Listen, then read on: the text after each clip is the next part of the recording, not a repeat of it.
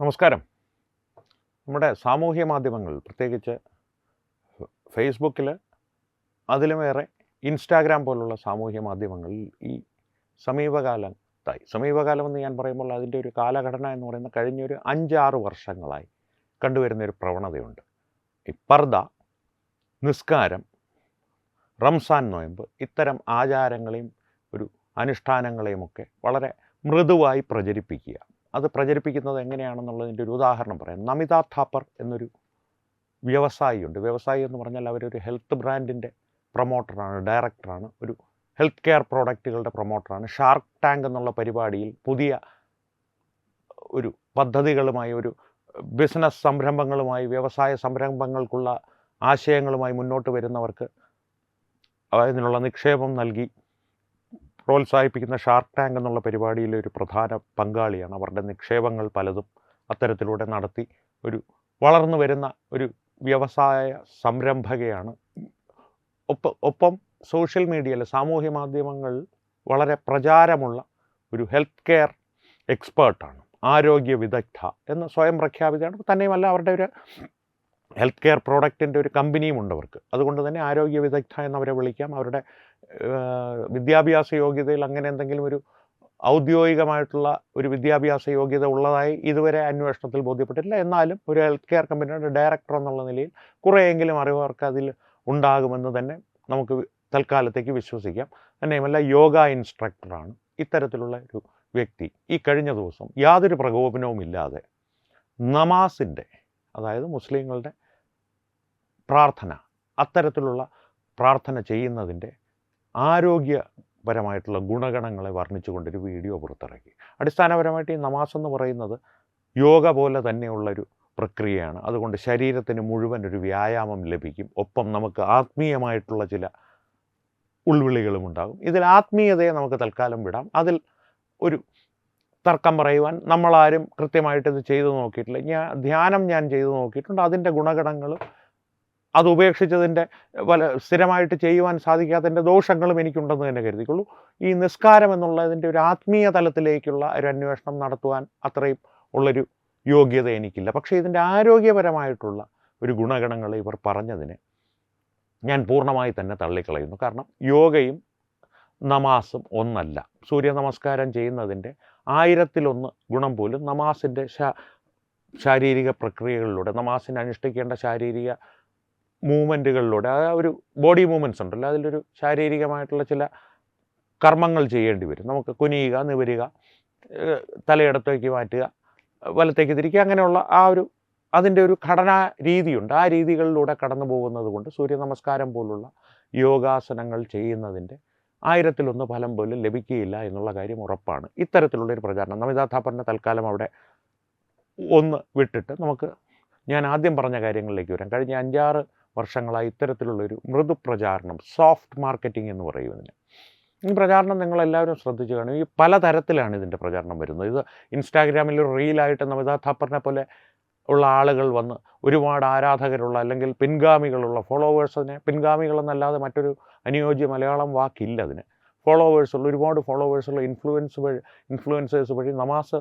വളരെ നല്ലതാണ്, ആരോഗ്യത്തിന് നല്ലതാണ്, ആത്മീയ തലത്തിൽ നമ്മളത് എടുത്തുയർത്തും എന്നൊക്കെ പറയുന്ന ഒരു രീതി മാത്രമല്ല ഈ സോഫ്റ്റ് മാർക്കറ്റിങ്ങിന് അവർ ഉപയോഗിക്കുന്നത്. ചില വാർത്തകളിലൂടെയും ഈ മാർക്കറ്റിംഗ് കടന്നു വരും. കുറച്ചു കാലം മുമ്പ് മലമ്പുഴയിൽ ഒരു മലയിൽ കുടുങ്ങിയ ബാബു എന്നൊരു യുവാവിനെ നിങ്ങൾക്ക് ഓർമ്മയുണ്ടാകും. ആ യുവാവിനെ മണിക്കൂറുകൾ നീണ്ട പരിശ്രമത്തിൻ്റെ ഫലമായി രക്ഷാപ്രവർത്തകർ രക്ഷിച്ചെടുത്തു. നമ്മുടെ ഫയർഫോഴ്സും എല്ലാം ചേർന്ന്, പോലീസ് ഉദ്യോഗസ്ഥരും എല്ലാം ചേർന്ന്, നാട്ടുകാരും എല്ലാം പങ്കെടുത്ത രക്ഷാപ്രവർത്തനത്തിലൂടെ മണിക്കൂറുകൾ നീണ്ട രക്ഷാപ്രവർത്തനത്തിനൊടുവിൽ രക്ഷിച്ചെടുത്തു. അപ്പോൾ പുറത്തു വന്നൊരു വാർത്തയുണ്ടായിരുന്നു. ഇത്രയും നേരം വെള്ളവും ആഹാരവും ഇല്ലാതെ അവിടെ കഴിയുവാൻ ബാബുവിനെ സഹായിച്ചത് സ്ഥിരമായി നോമ്പെടുക്കുന്ന ഒരു ശീലമാണ്. പിന്നെ പുറത്തു വന്ന വിവരങ്ങളനുസരിച്ച് ബാബു കഞ്ചാവായിരുന്നു സ്ഥിരമായിട്ട്, ബാബുവിൻ്റെ പിന്തുണ കഞ്ചാവായിരുന്നു എന്നുള്ള ഒരു ധാരണ പൊതുമണ്ഡലങ്ങളിൽ പടരുകയും ചെയ്തു. അത് വേറൊരു കാര്യം. ഈ അടുത്ത കാലത്ത് ശരണ്യ എന്നൊരു യുവതിയെ കാട്ടിൽ കാണാതായപ്പോൾ 4 ദിവസം ശരണ്യയ്ക്ക് കാട്ടിൽ പിടിച്ചു നിൽക്കുവാൻ സാധിച്ചത് സ്ഥിരമായി നോമ്പ് അനുഷ്ഠിക്കുന്നത് കൊണ്ടായിരുന്നു എന്നുള്ളൊരു പ്രചാരണം നടന്നു. പക്ഷേ ശരണ്യയുടെ ഭീകരവാദ ബന്ധങ്ങളെ സംബന്ധിച്ച് NIA അന്വേഷിച്ചു തുടങ്ങിയപ്പോൾ ഇപ്പോൾ നോമ്പുമില്ല, മറ്റൊന്നുമില്ല. ഇത്തരത്തിലുള്ളൊരു പ്രചാരണങ്ങൾ ഒരു വശത്ത് നടക്കും. മറുവശത്ത് ഫേസ്ബുക്ക് പോലുള്ള സാമൂഹ്യ മാധ്യമങ്ങളിലൂടെ ഈ ഹിന്ദു യുവതി മകളും നോമ്പെടുക്കുന്നു, ഇത്തരത്തിലുള്ളൊരു പ്രചാരണവും നടക്കുന്നുണ്ട്. ഈ ഹിന്ദു യുവതി മക്കളും ഒക്കെ നോമ്പെടുക്കുന്ന കാര്യങ്ങളിലേക്കൊന്ന് വന്നു കഴിഞ്ഞാൽ ഇവരെന്തുകൊണ്ടാണ് ഇത്തരത്തിലുള്ളൊരു നോമ്പെടുക്കുന്നത്, അത്തരത്തിലുള്ളൊരു വാർത്ത സാമൂഹ്യ മാധ്യമങ്ങളിലൂടെ പ്രചരിപ്പിക്കപ്പെടുന്നത്?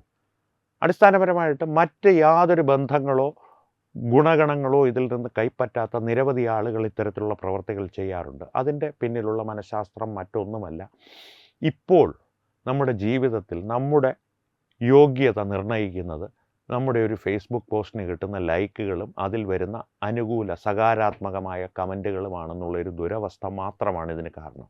ഞാനും എൻ്റെ മകളും ഈ വർഷം ആദ്യമായി നോമ്പെടുത്തു, വളരെ മനോഹരമായിട്ടുള്ള അനുഭവം എന്നൊരു 4 വരി എഴുതിയിടുമ്പോൾ അന്നേ വരെ അവർ പൂക്കളും അത്തപ്പൂക്കളമിടുന്ന ചിത്രം ഫേസ്ബുക്കിൽ പോസ്റ്റ് ചെയ്തപ്പോൾ അവരുടെ ഭർത്താവ് പോലും അതിന് ലൈക്ക് ചെയ്തിട്ടുണ്ടാവില്ല. പക്ഷേ ഇത്തരത്തിലൊരു പോസ്റ്റ് ഇട്ടപ്പോൾ വന്നത് 10,000 ലൈക്കും 25,000 കമൻറ്റും.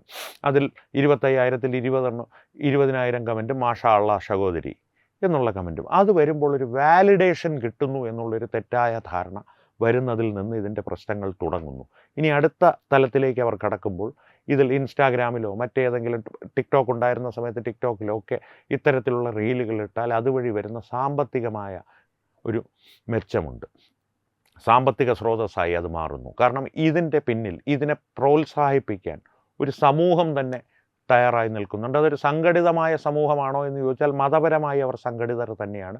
പക്ഷേ ഇത്തരത്തിലുള്ളൊരു പ്രവൃത്തിക്ക് വേണ്ടി അവർ തയ്യാറായി നിൽക്കുകയല്ല. ഏതെങ്കിലും ഗീതയോ ലക്ഷ്മിയോ മേരിയോ നോമ്പെടുക്കുന്നുണ്ടോ ഉണ്ടെങ്കിൽ അവരെ പ്രോത്സാഹിപ്പിക്കുക മാത്രമാണ് അവരുടെ ഒരു ജീവിതകർമ്മം എന്നുള്ള നിലയിൽ ഒരു സമൂഹം ഒരുങ്ങി നിൽക്കുന്നു എന്നല്ല ഞാൻ പറഞ്ഞത്. അടിസ്ഥാനപരമായി അവരുടെ മതത്തെ പ്രോത്സാഹിപ്പിക്കുന്ന പ്രചരിപ്പിക്കുന്ന ഏതൊരു വാർത്തയോ പരസ്യമോ ഇത്തരത്തിലുള്ള ഫേസ്ബുക്ക് പോസ്റ്റുകളോ ഇൻസ്റ്റാഗ്രാം റീലുകളോ വന്നു കഴിഞ്ഞാൽ അതിനെ പരമാവധി ആളുകളിലേക്ക് എത്തിച്ച് ആ റീലുകൾക്ക് പരമാവധി പ്രോത്സാഹനവും അഭിനന്ദനങ്ങളും നൽകി അതിൻ്റെ ഒരു സകാരാത്മകത സമൂഹത്തിൽ നിലനിർത്തേണ്ട ഒരു ആവശ്യം ഒരു ക്ലാസ്സിലും ഒരു ട്രെയിനിങ് ക്യാമ്പിലും പഠിപ്പിക്കാതെ തന്നെ ഇവരുടെ ഉള്ളിൽ കുഞ്ഞുകാലം മുതൽ മതമൂട്ടി വളർത്തുന്ന ഒരു പൊതുബോധം ഉണ്ടാക്കിയെടുത്തിട്ടുണ്ട്. അതിൻ്റെ ഒരു പിൻബലത്തിൽ ഒരു സംഘടിതമായൊരു സമൂഹമുണ്ട്. മറുവശത്ത് ഞാൻ നേരത്തെ പറഞ്ഞല്ലോ, ഒരു അത്തപ്പൂക്കളത്തിൻ്റെ മനോഹരമായിട്ടുള്ളൊരു അത്തപ്പൂക്കളത്തിൻ്റെയോ രംഗോളിയുടെയോ അവർ തന്നെ ഇട്ട ഒരു കളത്തിൻ്റെയോ ഒക്കെ ചിത്രം ഫേസ്ബുക്കിൽ പോസ്റ്റ് ചെയ്താൽ ചിലപ്പോൾ അവരുടെ ഭർത്താവും മക്കളും പോലും അതിനെ തിരിഞ്ഞു നോക്കിയെന്ന് വരില്ല. കാരണം സാധാരണയായി അമ്മ ചെയ്യുന്ന അല്ലെങ്കിൽ ഭാര്യ ചെയ്യുന്ന ഒരു കാര്യം എന്നുള്ള രീതിയിൽ അവർ കടന്നു പോകും. ഇത്തരത്തിലുള്ള ഒരു വാലിഡേഷൻ്റെ ആവശ്യകതയെക്കുറിച്ച് അവർ ബോധവാന്മാരല്ല എന്നുള്ളൊരു പ്രശ്നവുമുണ്ട്. ഈ വാലിഡേഷൻ്റെ ഗുണഗണങ്ങളെ സംബന്ധിച്ച് മറ്റ് സമൂഹത്തിന്, മറുവശത്ത് നിൽക്കുന്ന സമൂഹത്തിന് ഉത്തമമായ ബോധ്യവുമുണ്ട്. അതുകൊണ്ട് തന്നെയാണ് അവരുടെ കുടുംബത്തിലെ സ്ത്രീകളെ പലപ്പോഴും ഈ മറയ്ക്കുള്ളിൽ ഒതുക്കി വെച്ച് ഇത്തരം വാലിഡേഷൻ തേടി പോകുവാനുള്ള അവസരം പോലും നൽകാതെ അവർ ഒതുക്കി വെച്ചിരിക്കുന്നത്. കാരണം ഇതിൻ്റെ ഒരു പ്രശ്നം അവർക്കറിയാം, ഇതിൻ്റെ ഒരു അഡിക്റ്റീവ് നേച്ചറുണ്ട്, ഇതിനൊരു അടിമയായി പോകുന്ന തരത്തിലുള്ള ഒരു ആസക്തി ഇതിൽ വളരുന്ന ഒരു പ്രവണത അവർക്ക് കൃത്യമായി അറിയാം. അതാണ് മറ്റു മതത്തിലുള്ളവരുടെ മേൽ അവർ മുതലെടുക്കുന്നത്. ഈ മുതലെടുക്കുന്നവരെന്ന് പറഞ്ഞാൽ ഞാൻ പറഞ്ഞല്ലോ, ഈ സംഘടിത സമൂഹം ഒരുമിച്ച് മുതലെടുക്കുന്നതിന് വേണ്ടിയിട്ട് എല്ലാവരും കൂടി ഒരു ഇല്യൂമിനാറ്റി പോലെ ഒരു കബാലായിട്ടുണ്ടാക്കി വെച്ചിരിക്കുകയല്ല ഇത്. പക്ഷേ എന്നാൽ ഇതൊരു സംഘടിതമായിട്ടുള്ള ഇല്യൂമിനാറ്റി തന്നെയല്ലേ എന്ന് ചോദിച്ചാൽ ആണ് താനും. അതാണ് ഇതിൻ്റെ ഒരു ഏറ്റവും കൗതുകകരമായിട്ടുള്ള ഏറ്റവും അപകടകരമായിട്ടുള്ള വസ്തുത. കാരണം ഇത് അസംഘടിതമായ സംഘടിത വർഗമാണ്. ഇവരുടെ കൃത്യമായിട്ടൊരു ഒരേ ഒരു നേതാവ്, ഒരു ജോസ് പ്രകാശ് ഇതിൻ്റെ മുകളിലിരുന്ന് എല്ലാത്തിനെയും നിയന്ത്രിക്കുന്നില്ല. ഇതിന് ജോസ് പ്രകാശുമാരാണുള്ളത്. ഈ ജോസ് പ്രകാശന്മാരുടെ മുകളിലെല്ലാം ഒരു അമരേഷ് പൂരി കാണും, ഉണ്ടാകാം. നാളെ വന്നു കഴിഞ്ഞാൽ അമരേഷ് പൂരിക്ക് ഈ ജോസ് പ്രകാശുമാരുടെ എല്ലാം നിയന്ത്രണം ഏറ്റെടുക്കുന്നത് വളരെ എളുപ്പമായിരിക്കും. ഐസിസും താലിബാനും ഡൈഷും ജെയ്ഷെ മുഹമ്മദും ലഷ്കർ-എ തയ്യബയും എല്ലാം ഇന്ന് പരസ്പര ശത്രുതയിൽ നിലനിൽക്കുന്ന പല സംഘടനകളുണ്ടാകാം. നാളെ ഏകീകൃതമായി നമ്മുടെ മതത്തിന് വേണ്ടി നമ്മൾ ലോകം പിടിച്ചെടുക്കുവാൻ പോവുകയാണ്. ഖലീഫയാണോ അമീറാണോ ശരിക്കും മതത്തിൻ്റെ മുകളിൽ വരേണ്ടത് എന്നുള്ളൊരു കാര്യത്തിന് തീരുമാനമായി കഴിഞ്ഞാൽ, അല്ലെങ്കിൽ കലിമീർ എന്നൊരു സാധനം നമുക്ക് പുതിയതായിട്ട് ഉണ്ടാക്കാമെന്ന് മതപണ്ഡിതന്മാരെല്ലാം കൂടി തീരുമാനിച്ചാൽ ഇതെല്ലാം കൂടി ഒന്നായിട്ട് കാഫിറുകളെ കൊല്ലാനായിട്ട് നമ്മുടെ അഫ്ഗാനിസ്ഥാൻ്റെ തീരഭൂമികളിൽ നിന്ന് അല്ലെങ്കിൽ ഊഷര ഭൂമികളിൽ നിന്ന് മുജാഹിദുകളുടെ പട ഉയർന്ന് ഗസ്വായ ഹിന്ദിന് ഇറങ്ങിക്കൊള്ളും. അതുകൊണ്ട് അത്തരത്തിലൊരു അസംഘടിതമായ സംഘടിത സ്വഭാവം ഇവരുടെ ഇടയിൽ നിലനിൽക്കുന്നുണ്ട്. അത് മുതലെടുത്തിട്ടാണ് ഇത്തരത്തിലുള്ള വാലിഡേഷനുകൾ മറ്റ് മതക്കാർക്ക് നൽകി അവരെ ഈ നോമ്പിൻ്റെ മഹത്വവും പർദ്ദയുടെ മഹത്വവും എല്ലാം പറഞ്ഞ് ലൈക്കുകൾ നേടി 1000-10,000 ലൈക്കുകൾ നേടി അത് കണ്ട് സന്തോഷിച്ച് അതിൽ അഭിരമിച്ച് ജീവിക്കുവാൻ പ്രേരിപ്പിക്കുന്നത്.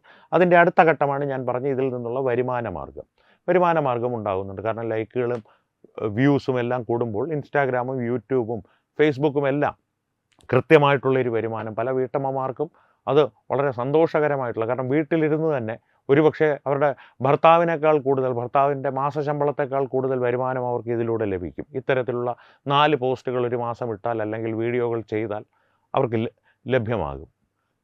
അതുപോലുള്ള ഒരു സോഫ്റ്റ് മാർക്കറ്റിങ്ങിൻ്റെ മറ്റൊരു തലമാണ് ഞാൻ നേരത്തെ പറഞ്ഞ നമിത താപ്പറിലേക്ക് തിരിച്ചു വന്നാൽ, നമിത താപ്പറിൻ്റെ ഇത്തരത്തിലുള്ള സോഫ്റ്റ് മാർക്കറ്റിംഗ് ഈ പറയുന്ന വീട്ടമ്മമാർ ചെയ്യുന്നത് പോലെ ഒരു 10 ലൈക്കിന് വേണ്ടിയിട്ടുള്ള നിഷ്കളങ്കമായിട്ടുള്ള അല്ലെങ്കിൽ അറിവില്ലായ്മ കൊണ്ടുള്ള ഒരു പ്രചാരണമല്ല നമിത താപ്പർ നടത്തുന്നത്. നമിത താപ്പർ വളരെ കൃത്യമായിട്ടുള്ള ലക്ഷ്യത്തോടു കൂടി തന്നെയാണ് നമിത താപ്പറിനെ പോലുള്ളവർ നടത്തുന്നത്. അതിൽ തന്നെ നമിത താപ്പറിനെ ഒരു ഉദാഹരണമായി എടുത്തു കഴിഞ്ഞാൽ അവർക്ക് ഈ ഷാർക്ക് ടാങ്കിൽ ഞാൻ പറഞ്ഞല്ലോ, ഷാർക്ക് ടാങ്ക് എന്നുള്ള പരിപാടിയിൽ പുതിയ ആധുനിക സംരംഭങ്ങളുടെ ആശയങ്ങളുമായി വരുന്നവരുടെ സംരംഭങ്ങളിൽ നിക്ഷേപം നടത്താറുണ്ട് ഇവരെല്ലാം. നമിത താപ്പർ അങ്ങനെ പല സംരംഭങ്ങളിലും നിക്ഷേപം നടത്തിയിട്ടുണ്ട്. അതിലൊന്നാണ് മോഡസ്റ്റ് ക്ലോത്തിങ് എന്നുള്ളൊരു ബ്രാൻഡ്. ഈ മോഡസ്റ്റ് ക്ലോത്തിങ് എന്താണ് എന്ന് ചോദിച്ചു കഴിഞ്ഞാൽ അടിസ്ഥാനപരമായിട്ട് പർദ്ദ വയ്ക്കാനുള്ളൊരു ബ്രാൻഡ്. കായിക മേഖലകളിൽ പോലും നീന്തൽ പോലും ബുർഖിനി എന്നുള്ള നീന്തൽ വസ്ത്രങ്ങൾ പോലും അവർക്കുണ്ട്. അതിൻ്റെ ആ സംരംഭക എന്ന് പറയുന്നത് സനാ ഖാൻ എന്നുള്ളൊരു വ്യക്തിയാണ്. ആ വ്യക്തിയുടെ മേലൊരു 2 വർഷം മുമ്പ് മതപരിവർത്തനത്തിനുള്ള കേസ് ചാർജ് ചെയ്യപ്പെട്ടിട്ടുണ്ട്. ഇപ്പോഴും കേസ് നടന്നുകൊണ്ടിരിക്കുകയാണ്. അറസ്റ്റിലായി ജാമ്യത്തിലിറങ്ങി. ആ ബ്രാൻഡ് ഇപ്പോഴും മുന്നോട്ട് കൊണ്ടുപോകുന്നുണ്ട്. നമിത താപ്പർ ആ ബ്രാൻഡിൻ്റെ പ്രചാരക തന്നെയാണ്. അത്തരത്തിലുള്ളൊരു വ്യക്തി ഈ നമാസിൻ്റെ ഗുണഗണങ്ങളെ വർണ്ണിച്ചു രംഗത്ത് വരുമ്പോൾ അത് അത്ര നിഷ്കളങ്കമായിട്ടുള്ളൊരു രംഗത്ത് വരലല്ല. അതുകൊണ്ട് തന്നെ നമിത താപ്പറിനെതിരെ രൂക്ഷമായ വിമർശനങ്ങൾ ഉണ്ടാകുന്നുണ്ട്. നമിത താപ്പർ പ്രൊമോട്ട് ചെയ്യുന്ന ബ്രാൻഡുകളുടെ എല്ലാം ഒരു ഓഹരി വില കുത്തനെ ഇടിഞ്ഞുകൊണ്ടിരിക്കുകയാണ്. ഇനി സഹോദരന്മാർ പറ്റുമെങ്കിൽ ചെന്ന് ആ ഓഹരി വിലയൊന്ന് താങ്ങിപ്പിടിച്ച് ഉയർത്തി കൊടുക്കുക. അതൊരു വശത്ത് നടക്കട്ടെ. ഇത്തരത്തിലുള്ള ഒരു പർദ്ദ, നോമ്പ്, നിസ്കാരം ഇതിൻ്റെ എല്ലാം ഒരു മൃദുപ്രചാരണം ഇങ്ങനെ നടക്കുമ്പോൾ പലപ്പോഴും ഇതിനെ വിമർശിക്കുവാൻ നമ്മൾ മടിക്കുന്നത് ഈ മതേതരത്വത്തിൻ്റെ ഒരു ഭാരം നമ്മുടെ തലയിലുള്ളത് കൊണ്ടാണ്. ആ ഭാരം തലയിലുള്ളതിൻ്റെ പശ്ചാത്തലത്തിൽ ഒരു കഥ ഞാൻ നിങ്ങളോട് പറയാം. എൻ്റെ ഒരു വളരെ അടുത്ത സുഹൃത്തുണ്ട്. ഒരു അത്യാവശ്യം തെറ്റില്ലാത്ത ഒരു വ്യവസായ പ്രമുഖനെന്ന് തന്നെ വിളിക്കാം. ഒരു സമ്പന്നനാണ്, ഒരു കൊച്ചു വേദനിക്കുന്ന കോടീശ്വരനാണ്. ഹിന്ദു മതവിശ്വാസിയാണ്. അത് വിശ്വാസി എന്ന് പറഞ്ഞാൽ അമ്പലത്തിലൊക്കെ പോകുന്ന ഒരു നല്ലൊരു ഭക്തൻ. പക്ഷേ അടിസ്ഥാനപരമായിട്ടൊരു ദേശീയവാദിയും കൂടിയാണ് കേട്ടോ. അതും കൂടി പറയുമ്പോഴെല്ലാം പറയണമല്ലോ, അന്തംഗമ്മിയല്ല, ദേശീയവാദിയാണ്. പക്ഷേ ഈ മതേതരത്വം എന്നുള്ളൊരു തത്വം കൊച്ചിലെ മുതൽ തന്നെ സമൂഹം തലയിൽ ഊട്ടി ഉറപ്പിച്ചിട്ടുള്ളത് കൊണ്ട് തന്നെ അദ്ദേഹം പലപ്പോഴും എന്നോട് തർക്കങ്ങളിൽ ഏർപ്പെടാറുണ്ട്. നീ പറയുന്നത് പോലൊന്നുമല്ല. അദ്ദേഹത്തിൻ്റെ ധാരണ എന്ന് പറയുന്നത് ഞാൻ എല്ലാ മുസ്ലിങ്ങളെയും ശത്രുക്കളായിട്ട് കാണുന്നൊരു വ്യക്തിയാണ് എന്നുള്ളതാണ് അദ്ദേഹത്തിൻ്റെ ഒരു പൊതുധാരണ. ഞാൻ പറഞ്ഞിട്ടുണ്ട്, ഇസ്ലാം മതത്തിൻ്റെ അടിസ്ഥാന തത്വങ്ങളെ ഞാൻ എതിർക്കുന്നുണ്ട്. മുസ്ലിങ്ങൾ അതിൻ്റെ ഇരകളാണ് എന്ന് വിശ്വസിക്കുന്ന ഒരു വ്യക്തിയാണ് ഞാൻ. സാധാരണ മുസ്ലിങ്ങളുടെ കാര്യത്തിൽ ഇതാണ് എൻ്റെ ഒരു അടിസ്ഥാന തത്വമെന്ന് ഞാൻ അദ്ദേഹത്തോട് പറഞ്ഞിട്ടുണ്ട്. പക്ഷേ അത് അദ്ദേഹത്തിന് എത്രത്തോളം ആ കാലഘട്ടങ്ങളിൽ ഇത് ഞങ്ങൾ രൂക്ഷമായ സംവാദം ഞങ്ങൾ തമ്മിൽ നടക്കുന്ന കാലഘട്ടങ്ങളിൽ ഉൾക്കൊള്ളാനായി എന്നുള്ളതിനെക്കുറിച്ച് എനിക്കറിയില്ലായിരുന്നു. പക്ഷേ പറഞ്ഞു വന്നത്, ഈ വ്യവസായ പ്രമുഖൻ കേരളത്തിലും ഭാരതത്തിൽ അങ്ങോളം ഇങ്ങോളം വിദേശ രാജ്യങ്ങളിലും ഗൾഫിലും ആഫ്രിക്കയിലുമൊക്കെ അദ്ദേഹത്തിൻ്റെ വ്യവസായ സംരംഭങ്ങളുണ്ട്.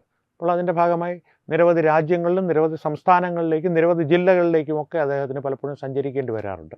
അദ്ദേഹത്തിൻ്റെ മറ്റൊരടുത്ത സുഹൃത്ത്, ഞങ്ങൾ തമ്മിൽ പരിചയമില്ല, ഒരു മുസ്ലിം ലീഗിൻ്റെ പ്രവർത്തകനാണ്, ഒരു പ്രാദേശിക പ്രവർത്തകനാണ്. മലപ്പുറത്താണ് വീട്.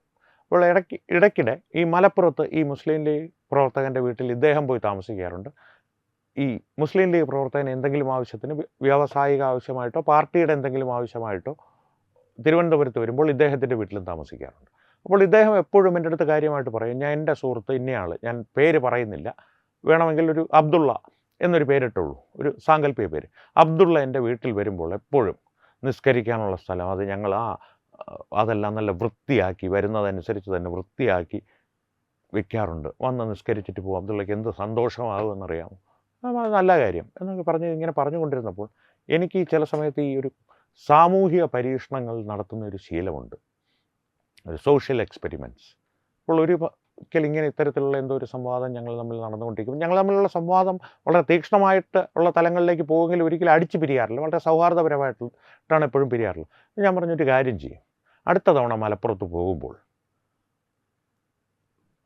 നിങ്ങളുടെ സുഹൃത്തിൻ്റെ അടുത്ത് പറയുക, എനിക്കിപ്പോൾ ഒരു ജ്യോത്സ്യൻ പറഞ്ഞിട്ടുണ്ട് എൻ്റെ അടുത്ത്, വൈകുന്നേരം അടുത്ത 41 ദിവസത്തേക്ക് നാമം ജപിക്കണം. അതും എനിക്ക് കേൾക്കാവുന്ന തരത്തിൽ, എൻ്റെ മനസ്സിലല്ല, കേൾക്കാവുന്ന തരത്തിൽ 41 ദിവസം സന്ധ്യാനാമം ജപിക്കണം. അപ്പോൾ പുള്ളി എൻ്റെ അടുത്ത് എടുത്ത വായിക്ക് പറഞ്ഞു, അങ്ങനെ നാമം ജപിക്കണമെന്ന് പറഞ്ഞു കഴിഞ്ഞാൽ എനിക്ക് ഒരു ഹനുമാൻ ചാലീസ അങ്ങനെയൊന്നും അറിയില്ല. ഞാൻ പറഞ്ഞു രാമരാമ ജപിച്ചാൽ മതി.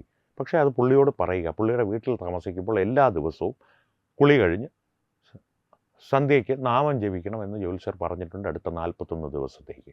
ശരിയെന്ന് പുള്ളി പറഞ്ഞു. ഇത് എന്തിനാണ് ഇങ്ങനെ ചെയ്യുന്നത്? ഞാൻ പറഞ്ഞു മതേതരത്വം അങ്ങോട്ടും ഇങ്ങോട്ടുമുള്ള പാലമാണോ എന്ന് നമുക്കൊന്ന് അറിയാമല്ലോ, ഒരു സാമൂഹിക പരീക്ഷണമാണെന്ന് കരുതിയാൽ മതി. പുള്ളി പറഞ്ഞു അങ്ങനെയൊക്കെ അതൊക്കെ ചെയ്യും, അതൊക്കെ നിസ്സാരമായിട്ട് നടക്കും, അങ്ങനെയൊക്കെ അയാളെ അറിയാൻ പാടില്ല. ഞാൻ പറഞ്ഞു താനൊന്ന് ചെയ്തു നോക്കൂ, പോയി ചെയ്യൂ.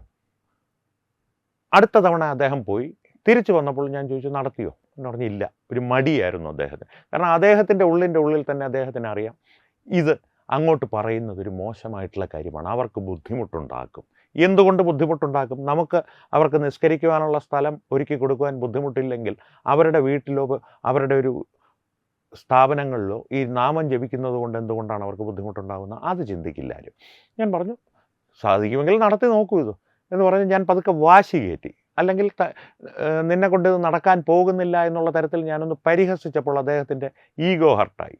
അദ്ദേഹത്തിൻ്റെ അഭിമാനത്തിന് ക്ഷതമേറ്റതുപോലെ തോന്നിയതുകൊണ്ട് അദ്ദേഹം അടുത്ത തവണ ഈ സന്ദർശനം നടത്തിയപ്പോൾ കടിച്ചു പിടിച്ച് ഇത്തരത്തിലുള്ളൊരു ആവശ്യം ഉന്നയിച്ചു.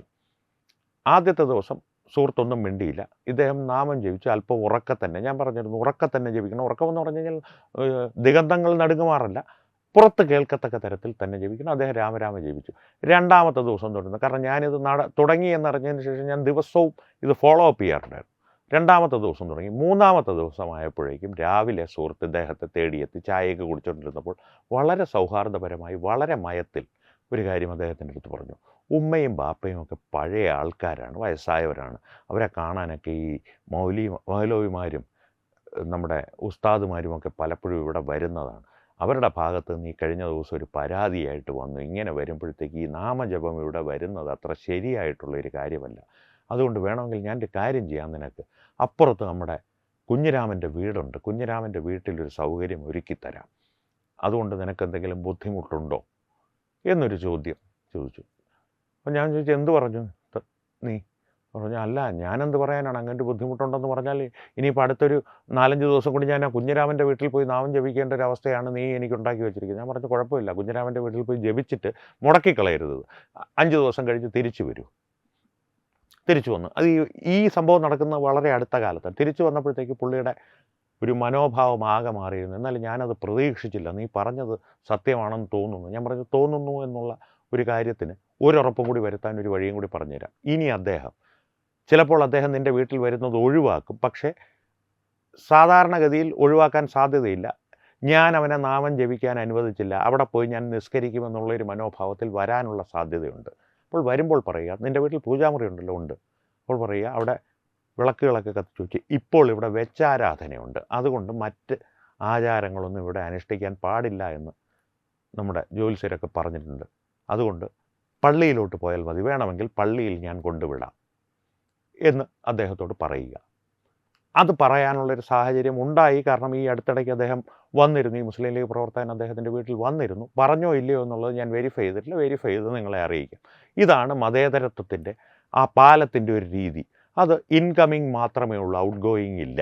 ഇനി മറ്റൊരു കഥയും കൂടി പറഞ്ഞ് ഈ പർദ്ദയുടെ ഈ നിസ്കാരത്തിൻ്റെ നമുക്ക് ഒരു സോഫ്റ്റ് മാർക്കറ്റിംഗ് കൊണ്ടുള്ള ഒരു പ്രശ്നം പറഞ്ഞുതരാം. ഇതൊരു സുഹൃത്തിൻ്റെ തന്നെ കഥയാണ്. അത് ഈ കഴിഞ്ഞ ദിവസത്തെ ഏതോ ഒരു വീഡിയോ കണ്ടിട്ട് അദ്ദേഹം വിളിച്ച്, ഈ ഗ്രൂമിങ് ഗ്യാങ്ങുകളെക്കുറിച്ചൊരു വിഷയം ഞാൻ ചെയ്തിരുന്നു, അത് കണ്ടിട്ട് അദ്ദേഹം വിളിച്ചിട്ട് അദ്ദേഹത്തിൻ്റെ ഒരു അനുഭവ കഥ പറഞ്ഞാണ്. അദ്ദേഹത്തിൻ്റെ അനന്തരവൾ തന്നെയാണ്. ഇതിൽ ഞാൻ പേരുകളൊന്നും പറയുന്നില്ല, സാങ്കല്പികമായ പേരോ സ്ഥലമോ ഒന്നും പറയുന്നില്ല. അദ്ദേഹത്തിൻ്റെ അനന്തരവളെക്കുറിച്ച് തന്നെയാണ് പറഞ്ഞത്. ഒരു പ്രസിദ്ധമായ കോളേജിൽ പഠിക്കുകയാണ് അനന്തരവൾ. ഇദ്ദേഹത്തിന് ഈ പറയുന്നത് പോലെ ഏതാണ്ട് എൻ്റെ തന്നെ ഒരു മനോഭാവമായതുകൊണ്ട് അനന്തരവൾ പ്രായപൂർത്തിയായൊരു പെൺകുട്ടി ആയതുകൊണ്ട്, പ്രായപൂർത്തി എന്ന് ഞാൻ പറയുന്നത് 18 വയസ്സിൻ്റെ പടിവാതിൽ നിൽക്കുന്നത്. കോളേജും സ്കൂളുമുള്ള ഒരു മാനേജ്മെൻറ്റിൻ്റെ കീഴിലാണ്. സ്കൂളിൽ +2-നാണ് പഠിക്കുന്നത്, ക്ഷമിക്കണം, കോളേജിലല്ല, +2-ന് പഠിക്കുന്ന ഒരു പെൺകുട്ടി. 17 വയസ്സ് ആയിട്ടേ ഉള്ളൂ, 18 ആയിട്ടില്ല. ആ പെൺകുട്ടിയുടെ സുഹൃത്തുക്കളെല്ലാം അടിസ്ഥാനപരമായിട്ട് തട്ടമിട്ട പെൺകുട്ടികളാണ് അധികം പേരും. അവരുടെ ഒരു സുഹൃത്തുക്കളായിട്ടും കസിൻസായിട്ടും നിരവധി ആൺ സുഹൃത്തുക്കളും ഈ പെൺകുട്ടിക്കുണ്ടായിട്ടുണ്ട്. ചുരുക്കി പറഞ്ഞാൽ ഈ കക്ഷിയൊന്ന് ശ്രദ്ധിച്ചപ്പോൾ അനന്തരവളുടെ സ്കൂളിൽ നടക്കുന്ന പല പരിപാടികളിലും അനന്തരവൾ തട്ടമിട്ടൊക്കെ നിൽക്കുന്നു എന്നുള്ളൊരു ഫോട്ടോ അനന്തരവളുടെ മൊബൈലിൽ നിന്ന് കിട്ടി. ഇത് സംബന്ധിച്ച് അന്വേഷിച്ചപ്പോൾ സ്കൂളിൽ അത്തരത്തിലുള്ള യാതൊരു പരിപാടികളും സംഘടിപ്പിക്കപ്പെട്ടിട്ടില്ല. സ്കൂൾ അധികൃതരെടുത്ത് ചോദിച്ചപ്പോൾ പറഞ്ഞു അല്ല, അത് ഭാവിയിൽ, കാരണം സ്കൂൾ അധികൃതരുടെ മാനേജ്മെൻറ്റും ഈ പറയുന്ന തട്ടത്തിനോടൊക്കെ ഒരു അനുഭാവമുള്ള തരത്തിലുള്ള ആളുകളാണ്. ഒരു മതത്തിൻ്റെ കീഴിൽ പ്രവർത്തിക്കുന്ന ഒരു സ്കൂളും കോളേജുമൊക്കെ തന്നെയാണ് എന്ന് പച്ചയ്ക്ക് അങ്ങ് പറയാം. അപ്പോൾ അങ്ങനെ ഒരു രീതിയിൽ ഉള്ളൊരു പരിപാടി ഞങ്ങൾ ആസൂത്രണം ചെയ്തിരുന്നു. അതിന് വേണ്ടിയിട്ടൊരു ഫോട്ടോയൊക്കെ എടുത്തതാണ്. എന്തായാലും അത് വേണ്ട, അനന്തരവൾ ചെയ്യുന്നില്ല എന്ന്, അത്തരത്തിലുള്ള പരിപാടി ചെയ്യുന്നില്ല, ഇനി ഇത്തരം പരിപാടികൾക്ക് അനന്തരവളെ വിളിക്കരുതെന്ന് കർശനമായിട്ടുള്ള താക്കീത് അനന്തരവളുടെ മാതാപിതാക്കളെ കൊണ്ട്, സഹോദരിയും ഭർത്താവിനെയും കൊണ്ട് നൽകിച്ചിട്ട് അധികം വൈകാതെ തന്നെ ആ സ്കൂളിൽ നിന്ന് അനന്തരവളെ മാറ്റി. തന്നെയുമല്ല, തുടർന്ന് ഇദ്ദേഹം അന്വേഷിച്ചപ്പോൾ അനന്തരവളുടെ മറ്റ് കൂട്ടുകാരികൾ, ഹിന്ദു മതത്തിലും ക്രിസ്ത്യൻ മതത്തിലും പെട്ട മറ്റ് കൂട്ടുകാരികളുടെ മേലും ഇത്തരത്തിലുള്ള സ്വാധീനം വളരെ ആഴത്തിൽ തന്നെ ഈ തട്ടമിട്ട കൂട്ടുകാരികൾ നടത്തിയിട്ടുണ്ട്. അഖിലാഹാദിയുടെ കേസിൽ നടത്തിയതുപോലെ തന്നെ നടന്ന സംഭവമാണ്. തട്ടമിട്ട കൂട്ടുകാരികൾ എന്ന് പറഞ്ഞുകൊണ്ടൊരു മതത്തിനെ നിന്ദിക്കുകയാണെന്ന് ഞാൻ പറയേണ്ട, അവരുടെ ഒരു ഐഡൻറ്റിഫിക്കേഷൻ മാർക്കിന് വേണ്ടിയിട്ട് പറയുകയാണ്. ഇനി അത് വിഷമമുണ്ടാക്കിയിട്ടുണ്ടെങ്കിൽ അത് പിൻവലിച്ചിട്ട് ഞാൻ പറയുന്നു, എക്സായ കൂട്ടുകാരികൾ നടത്തിയിട്ടുണ്ട് എന്നറിഞ്ഞു. ഈ എക്സായ കൂട്ടുകാരികളുടെ കസിൻസും സുഹൃത്തുക്കളുമായി വരുന്ന എക്സായ ആണുങ്ങളുണ്ടല്ലോ, അവരുടെ കൂടെ ഇവരിൽ പലരും കറക്കവും വിനോദസഞ്ചാര കേന്ദ്രങ്ങളിലേക്ക് ബൈക്കുകളിൽ യാത്ര ചെയ്യലും എല്ലാം ഉണ്ടെന്നറിഞ്ഞ് ആ കൂട്ടുകാരികളുടെ വീട്ടിൽ ഇദ്ദേഹം വിളിച്ചറിയിപ്പിച്ചു. അവൻ അങ്ങനെ തന്നെ വേണം, കാരണം അവരുടെ ഭാഗത്തു നിന്ന് തിരികെ ഉണ്ടായ പ്രതികരണം, എൻ്റെ മോളുടെ കാര്യത്തിൽ ഇത്തരം സദാചാര പോലീസ് കളിക്കാൻ നീ ആര് എന്നുള്ള ഒരു പ്രതികരണം അദ്ദേഹത്തിനുണ്ടായി. അത് കഴിഞ്ഞപ്പോൾ, കുറച്ചു കാലം കഴിഞ്ഞപ്പോൾ, ഇതേ വിളിച്ച് പറഞ്ഞവരിൽ 2 വീട്ടുകാരെത്തി ഞങ്ങളുടെ മകളെ കാണാനില്ല, എന്തെങ്കിലും ചെയ്യുവാൻ സാധിക്കുമോ എന്നുള്ളൊരു അപേക്ഷയുമായി ഇദ്ദേഹത്തിൻ്റെ മുൻപിലെത്തി. സാധ്യമായ സഹായങ്ങൾ അദ്ദേഹം ചെയ്തു കൊടുത്തു. ഒരു പെൺകുട്ടിയെ തിരികെ കൊണ്ടുവരുവാൻ സാധിച്ചു. മറ്റേ പെൺകുട്ടിയെക്കുറിച്ച് ഒരു വിവരവുമില്ല ഇപ്പോൾ. ഇതാണ് ഈ സോഫ്റ്റ് മാർക്കറ്റിംഗ് കൊണ്ടുണ്ടാകുന്ന, നമ്മുടെ പെൺകുട്ടികളുടെ മനസ്സിലുണ്ടാകുന്ന, നമ്മുടെ സമൂഹത്തിൻ്റെ ഇടയിൽ ഉണ്ടാകുന്ന ഒരു പരിവർത്തനം. അതുകൊണ്ട് തന്നെ ഇതിനെ ഒന്ന് ശ്രദ്ധിക്കുക. ഈ സോഫ്റ്റ് മാർക്കറ്റിംഗ് എന്നുള്ളതിനെ തിരിച്ചറിയുവാനും പഠിക്കുക. വാർത്തകളിലൂടെ വരാം, റീലുകളിലൂടെ വരാം, ഫേസ്ബുക്ക് പോസ്റ്റുകളിലൂടെ വരാം. ഫേസ്ബുക്ക് പോസ്റ്റുകളിൽ പലതും പെയ്ഡ് ഫേസ്ബുക്ക് പോസ്റ്റ് ആവാം. ചിലത് ഞാൻ നേരത്തെ പറഞ്ഞ പോലെ നിഷ്കളങ്കമായ ലൈക്കും കമൻറ്റുകളും സകാരാത്മകമായ കമൻറ്റുകളും കണ്ട് സന്തോഷിക്കുവാൻ വേണ്ടി മാത്രമുള്ള പോസ്റ്റുകളുമാണ്. അല്ലാതെ ഇതിൻ്റെ ഗുണഗണങ്ങൾ തിരിച്ചറിഞ്ഞോ, കാരണം ഒരു ഹിന്ദു സ്ത്രീയെ സംബന്ധിച്ച് ഇസ്ലാം മതവിശ്വാസ പ്രകാരം അവർ ശ്രീകൃഷ്ണൻ്റെയോ പരമശിവൻ്റെയോ ദേവിയുടെയോ മുൻപിൽ വിളക്ക് കൊളുത്തുന്ന ഒരു വ്യക്തിയാണെങ്കിൽ എത്ര നോമ്പെടുത്തിട്ടും കാര്യമില്ല, നരകത്തിലേ പോകും. ഇസ്ലാം മതവിശ്വാസ പ്രകാരം അത് ഇസ്ലാമിൻ്റെ വിശ്വാസം. അതുകൊണ്ട് ഈ നോമ്പെടുക്കുന്നത് കൊണ്ട് ആരോഗ്യപരമായിട്ടുള്ള യാതൊരു പ്രയോജനവും ഈ റംസാൻ നോമ്പ് കൊണ്ട് ഇല്ല എന്നുള്ള കാര്യം ഉറപ്പാണ്. അത് വൈദ്യശാസ്ത്രം തന്നെ പല രീതിയിലും പറഞ്ഞിട്ടുള്ളതാണ്. അതിന് എതിർവാദങ്ങൾ ഉണ്ടെങ്കിൽ പോലും അടിസ്ഥാനപരമായിട്ട് ഒരു അശാസ്ത്രീയമായ പട്ടിണി കിടക്കലാണ് ഇതെന്നുള്ളതാണ് പൊതു അഭിപ്രായം. അതുകൊണ്ട് ആരോഗ്യപരമായ ഗുണങ്ങളില്ല, നമാസിനുമില്ലത്. കാരണം നമാസ് ഒരിക്കലും ഒരു വ്യായാമത്തിന് വേണ്ടിയിട്ടുള്ള ഒരു പ്രക്രിയയല്ല. അതിനേക്കാളും 100 മടങ്ങ് ഗുണം യോഗയിൽ നിന്ന് ലഭിക്കും. പ്രാർത്ഥന ആവണമെങ്കിൽ ആയിക്കോളൂ, അത് വിരോധമൊന്നുമില്ല. പക്ഷേ ആരോഗ്യപരമായ കാരണങ്ങളാൽ ഇത് നല്ലതാണ്. ഈ അഗ്രചർമ്മം മുറിക്കുന്നതിനെക്കുറിച്ചും ഇത്തരത്തിലൊരു വാദമുണ്ട്. അതും ജടിലമായിട്ടുള്ളൊരു വാദമാണ്. അത് മതപരമായിട്ടുള്ളൊരു കർമ്മം മാത്രമാണ്. അടിസ്ഥാനപരമായിട്ട് അത് സംബന്ധിച്ചൊരു റീല് പോലും ഉണ്ട്. ഇത്തരത്തിൽ ഈ പഹൽഗാമിനെ ഇവർ ചെയ്ത ഈ ക്രൂരതയെ പരിഹസിച്ചുകൊണ്ടുള്ളൊരു വീഡിയോ. ഒരു ഭീകരവാദി, ഇസ്ലാമിക ഭീകരവാദി ഒരുത്തൻ്റെ പാൻ്റ് അഴിച്ച് പരിശോധിക്കുമ്പോൾ നീ ഞമ്മൻ്റെ ആൾ തന്നെ എന്ന് പറയുമ്പോൾ അവൻ തിരിച്ചു ചോദിക്കുന്നത്, അങ്ങനെയാണെങ്കിൽ അള്ള എല്ലാവരെയും ജനിപ്പിക്കുന്നത് ഹിന്ദുവായിട്ടും പിന്നെ മനുഷ്യൻ്റെ കൈക്രിയ കൊണ്ടാണല്ലേ എല്ലാവരും ഇസ്ലാം ആകുന്നതെന്ന് ഒരു റീലാണ്. ആ റീല് പൊതുമണ്ഡലത്തിൽ അന്വേഷിച്ചാൽ കിട്ടും. ഞാൻ എന്തായാലും സേവ് ചെയ്ത് വെച്ചിട്ടുണ്ട്. കാരണം ഇത് പറയുമ്പോൾ ഒരു ആധാരം വേണമല്ലോ. ഇല്ലെങ്കിൽ നാളെ എവിടെ കണ്ടു, എങ്ങനെ കണ്ടു എന്നുള്ള ചോദ്യങ്ങൾ വരുമ്പോൾ അതിനൊരു തെളിവ് വേണമല്ലോ. ആ തെളിവ് കൃത്യമായിട്ടുണ്ട്. അതുകൊണ്ട് അതിൽ പേടിക്കേണ്ട. ഇത്തരത്തിലൊരു റീലുണ്ട്. അതുപോലെ ഈ അഗ്രചർമ്മത്തിൻ്റെ കാര്യത്തിലുള്ളൊരു ശാസ്ത്രീയത കൊണ്ടുവരുവാനായിട്ട് നാസ മുട്ടുമടക്കിയ ശാസ്ത്രീയത കൊണ്ടുവരാനുള്ളൊരു ശ്രമവും നടക്കുന്നുണ്ട്. അതിലൊരു ശാസ്ത്രീയതയും ഇല്ല. അടിസ്ഥാനപരമായിട്ട് അതും മതപരമായിട്ടുള്ളൊരു കർമ്മമാണ്. നമാസ് നിസ്കാരം എങ്ങനെ ഒരു മതപരമായിട്ടുള്ള കർമ്മമാണോ, പർദ്ദ എങ്ങനെ ഒരു മതപരമായ വസ്ത്രമാണോ, ഇതിലൊന്നും ആരോഗ്യ സംബന്ധമായ യാതൊരു കാര്യങ്ങളും ഉൾപ്പെട്ടിട്ടില്ല. വെറും മതപരമാണ്. അതിൻ്റെ ഒരു സോഫ്റ്റ് മാർക്കറ്റിംഗ് ആരോഗ്യപരമായിട്ടുള്ളൊരു കാര്യങ്ങളുടെ പുറത്തും മതേതരത്വത്തിൻ്റെ പുറത്തും അവർ നടത്തുന്നുണ്ടെന്നുള്ള കാര്യം ഉറപ്പാണ്. അത് തിരിച്ചറിയുവാൻ നമുക്ക് സാധിക്കണം. സാധിച്ചില്ലെങ്കിൽ നമ്മളെപ്പോലുള്ള മണ്ടന്മാർ ഇനിയും വർദ്ധിച്ചു കൊണ്ടിരിക്കും. ഒരു സമൂഹത്തിൻ്റെ അധപ്പതനം വേഗത്തിലാവുകയും ചെയ്യും. വീണ്ടും കാണാം. നന്ദി, നമസ്കാരം.